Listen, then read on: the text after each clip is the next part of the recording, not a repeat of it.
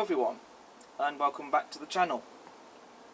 Today's video, I'm going to be taking a look at the latest release from Rapido Trains UK. And that model, as you can see in front of you, is the GNR J13, later classified the LNER Class J52-2. Now, Rapido aren't the only manufacturer who have produced a model of this locomotive. Hornby have also released a brand new model of the J13/J52 as well. And to be honest with you, I think both manufacturers have produced stunning models of this locomotive.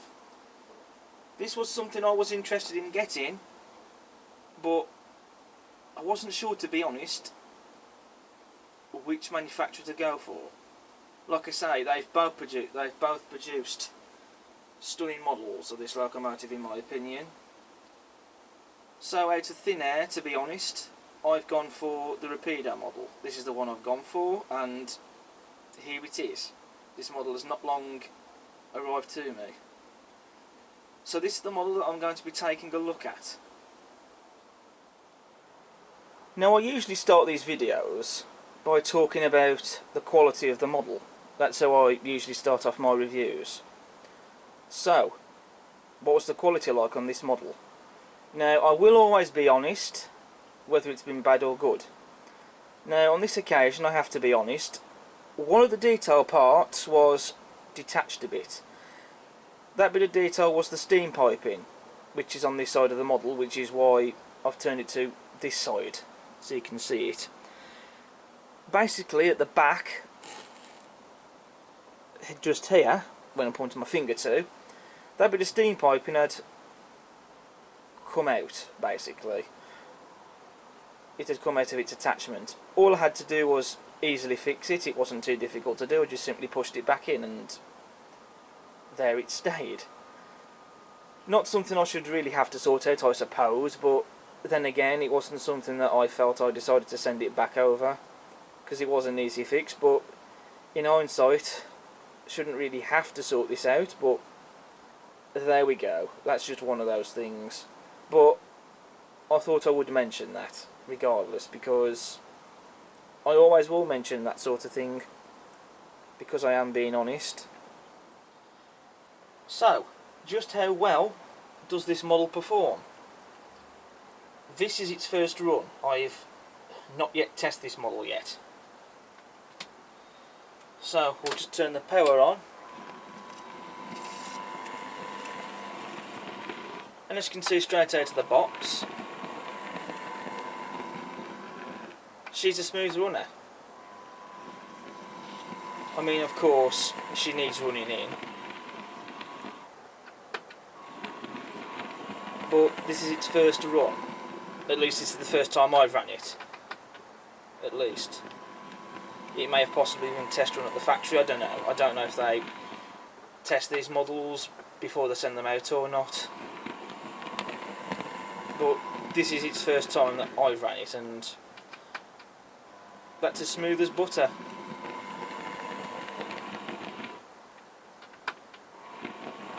So, what about slow crawl then?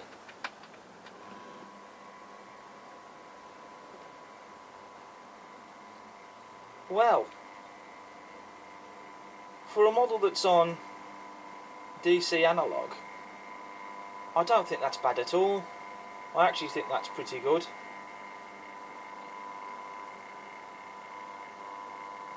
I think that's fantastic.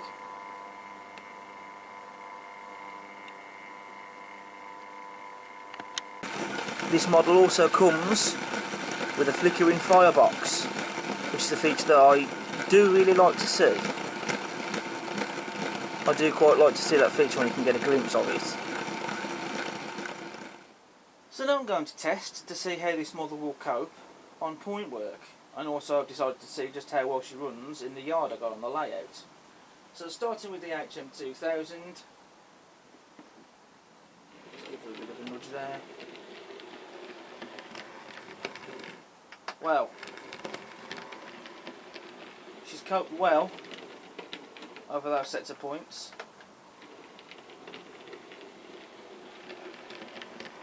So that's fantastic. Now we just change the points. Now we're going to go over to the Gauge Master Combi. This is a different controller. Wrong way. It's worth saying that because this is a different controller, she's running pretty well, I think. And she's running over those points pretty fine.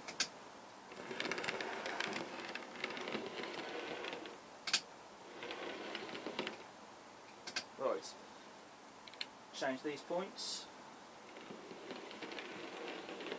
Oh yes, she's managed those points perfectly well.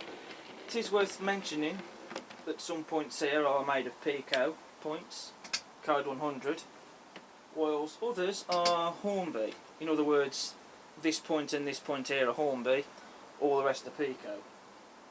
But they're all code 100 set track. Stalled slightly then. I think it could be the points though, because I have had a couple of problems with the points, to be honest. I think it's ballast getting into places somewhere.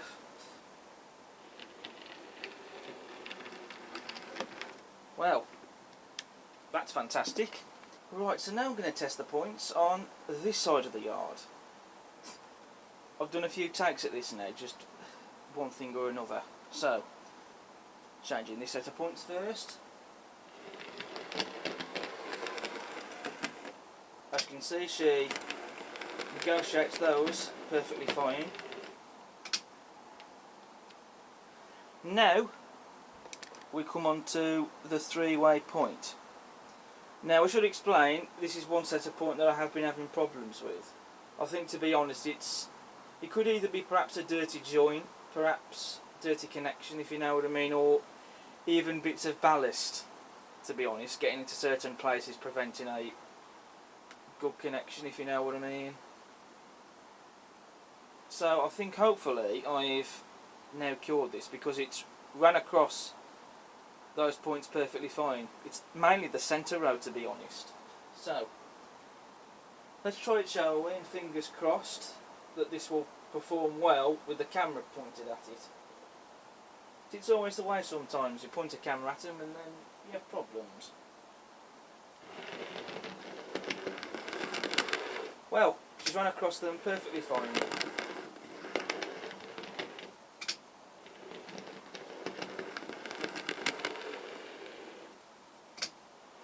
So that's great. So fingers crossed then, that's cured the problem that I was having.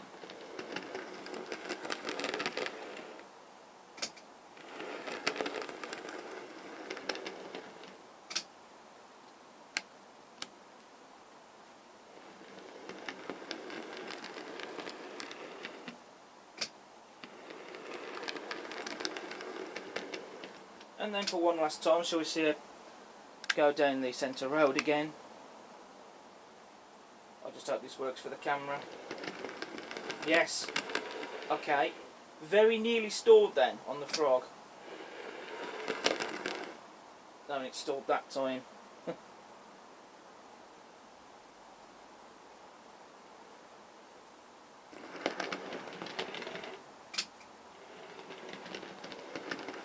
So it's definitely not the fault of the loco. That much that I can say. It is a problem with the points, really. But when it's sorted though, it works, so I think I've just got to do, shall we say, a bit more investigating into this. But as you've seen though, this model does perform over these points pretty well, especially when the points are performing as they should do. So I think, to be honest, that's a reasonable success. I'll ignore that issue with the points. That's again not the fault of the loco, that's the points. Even though I've sorted it out, it's a problem that I still get, so I've still got to do a bit of digging into that. I think there's just a little bit of ballast somewhere where I don't want it, or something like that. But I will sort it. So now we make a start with the detail. So we have the guard irons just here on the chassis of the loco. As standard, your tension lock and M couplings. The buffer beam has been very nicely painted. You've got nice rivet detail on the buffers and on the buffer beam. You have pre-fitted vacuum pipes on this model, and then if I zoom in a bit, you have, as you can just about see, the separately fitted lamp iron detail on the running board. Then you have your lubricator pots on the smoke box. I'm pretty sure that's what they are, separately fitted and painted. And then you also have this separately fitted bit of detail just there. And for those of you that like your sprung buffers, you'll be pleased to know that this model does have them, as you can see, and they are metal. Then turning our attention to the smoke box, you'll have a lot of rivet detail on it. You got your separately fitted lamp iron just on top of the smoke box door. The smoke box door has got some nice rivet detail on it as well as separately fitted smoke box door darts. They've been painted, as well as the hinges of the smoke box, and that's supposed to be a representation of chrome,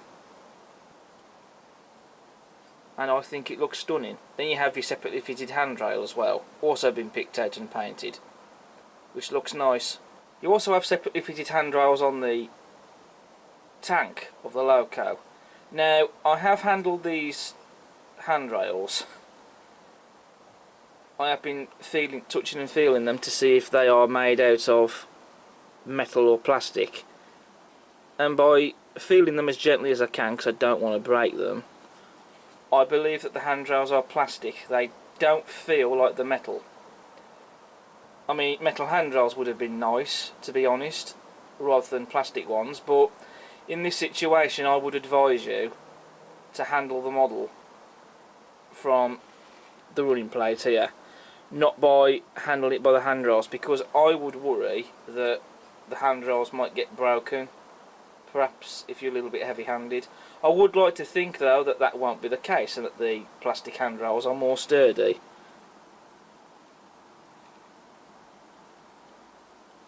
But they definitely feel plastic to me. They don't feel cold to touch. We have the chimney of the loco, which I think has been very well modelled. The wheel arches are also very well modelled, I think. Not to mention you can just see under the tanks there of the boiler, and you can see that pipework detail there. You've also got your separately fitted handrail on the running board, and some other detail on the running board, especially with your reversing lever picked out and painted, and your steam piping separately fitted and also painted, even right down to the works plate there. The camera's just gone out of focus now. There we go, it's focused in again. Like I say, even right down to that works plate there, printing on that is superb. There really is a lot of superb detail to look at on this model. And then just underneath the boiler, there is some visible daylight there, as well as a representation of the inside motion, which doesn't work. That's static and just for display, arguably, but at least the detail is there. Just in front of the tanks, you can see we have a step there. That's for the crew to climb up to get on top of the water tank if they need to. The water filler cap, though it doesn't open, is very nicely detailed, especially with that little handle there. That's really nice. Then you've got your dome. Not a lot to say about it, but it's there. And as you can see, that's a separately fitted part. Then you have your whistle and safety valve, which again are, I think, very well modelled. The whistle is not a turn brass whistle, it's just plastic and painted. But to be fair, the painting on that whistle does look quite nice, I think. You've also got your glazing in the cab windows, and very nice rivet detail on the front of the cab. Then on the cab roof you have a separately fitted handrail there, and the cab roof vent. The cab roof vent on this model doesn't open, but at least there's a representation of it there. On the cab you have your separately fitted handrails. Again, these are plastic, because again they don't feel cold to touch. If they were metal, then they would be cold to touch. Even the sprung metal buffers are cold to touch. But you know, regardless, they are still picked out and painted in what's supposed to be a representation again of that chrome look. So they still look nice, even if metal handrails would have been nice. Then you've got your cab doors as well. There is, like I said before, there's a lot of detail to look at on this model. Moving to the cab interior detail, you have your handbrake wheel there, separately fitted bit of detail and painted, which looks nice. And you've got your storage cabinet, which you can just about see in there. And then I can just about show you the detail on the back head inside the cab. I mean, that detail is nothing short of superb. It really is great to see the detail on the inside of the model painted like this, because it just makes it look more realistic and more real.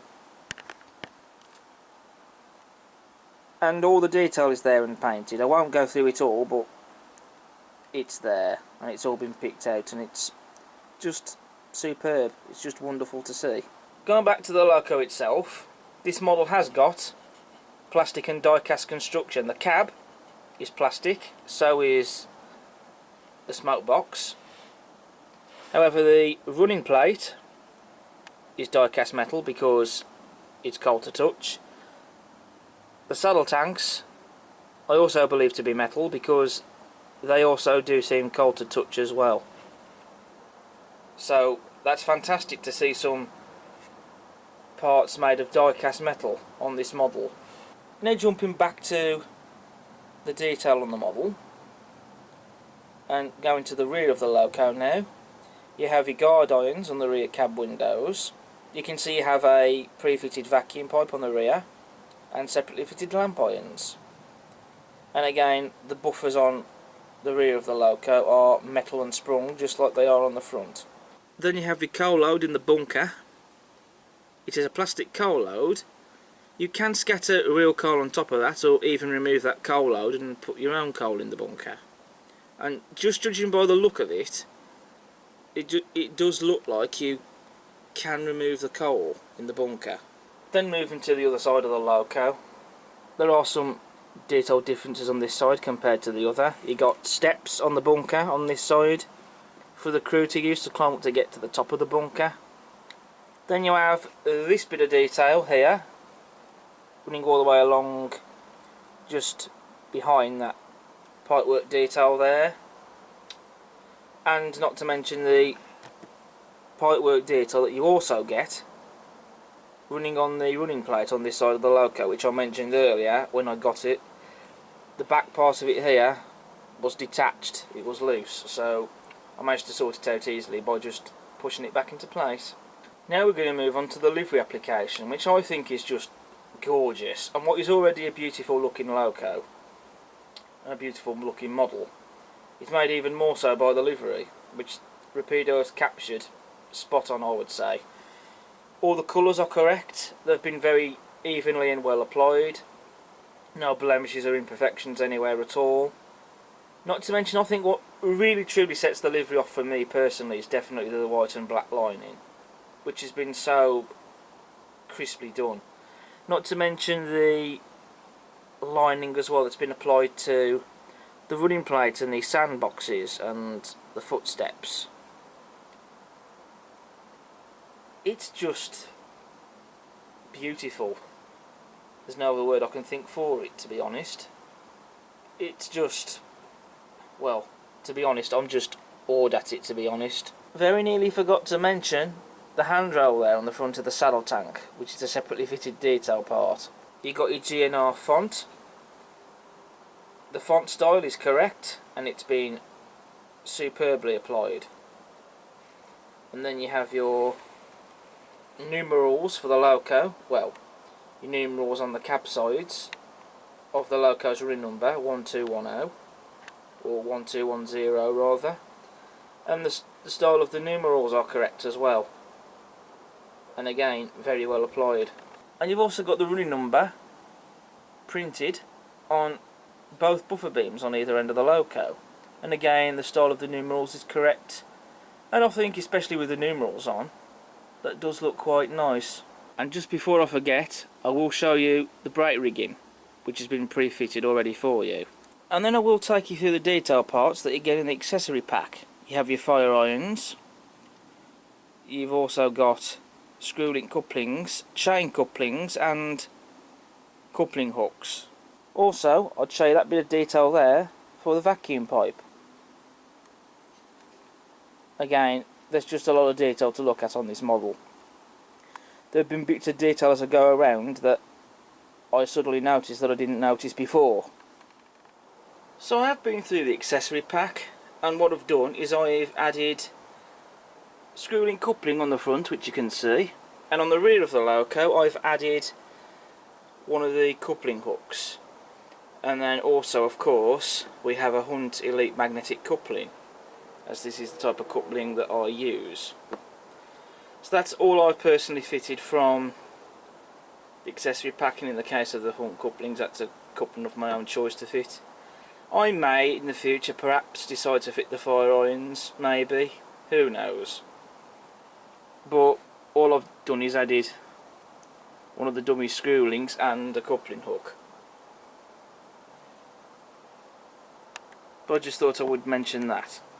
One other thing I should talk about is just how accurate is this model. Does this look like a GNR J13? I have to say, looking through the photographs, to me this looks like a J13. So I would say that yes, this is an accurate model. I guess one other thing I should talk about is just how accurate is this model. Does this look like a GNR J13? Looking through the photographs, I would say yes. To me, this looks like a J13. I would say that Rapido has nailed the look of this, just as well as I think Hornby also did as well with their model. I would say both manufacturers have captured the look of the J13 superbly. And also, a couple of other things that I feel I should mention. This model is fitted with a Next 18 decoder socket, and also, if you're interested in what motor it has, this model has a CAN motor with flywheel. So having covered the model in detail and discussed how well it performs in the yard on the various points that I have over in that area, I think what we all want to see now is a run session of this model running on the layout, and that's what I'm going to do now. So I think I'm going to get out my LNER 6-wheel coaches to put behind her for this, and we'll see her running. And then, once I've done that, I'll then give you my conclusion and tell you what I personally think of this model. So we'll see you in a bit then.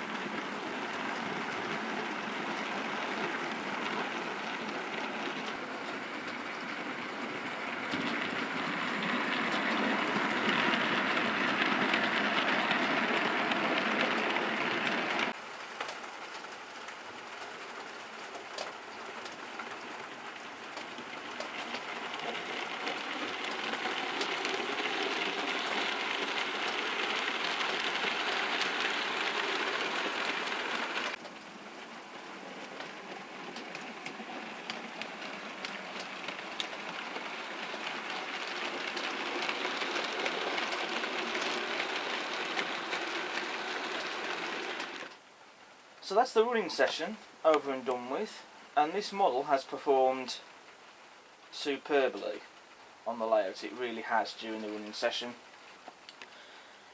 Now thanks to that one set of points though, over by the station area, because I wanted to run this through platform 1 on the adjacent platform on that particular side of the station, but I've still got an issue with that set of points, that one set of points, that an issue that I did resolve the other day, only for it to now become unfixed, shall we say. So I'm going to have to do some further investigating on it, to be honest. Also, do excuse the rain that was happening during the running session if you heard it. And there is some very slight rain going on right now, and the sun's just come out actually. So anyway,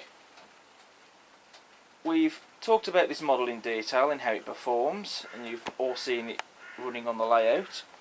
So all that's left to say now is to voice my conclusion and give my thoughts on what I think of this model. In all honesty though, this really is an absolutely exquisite model.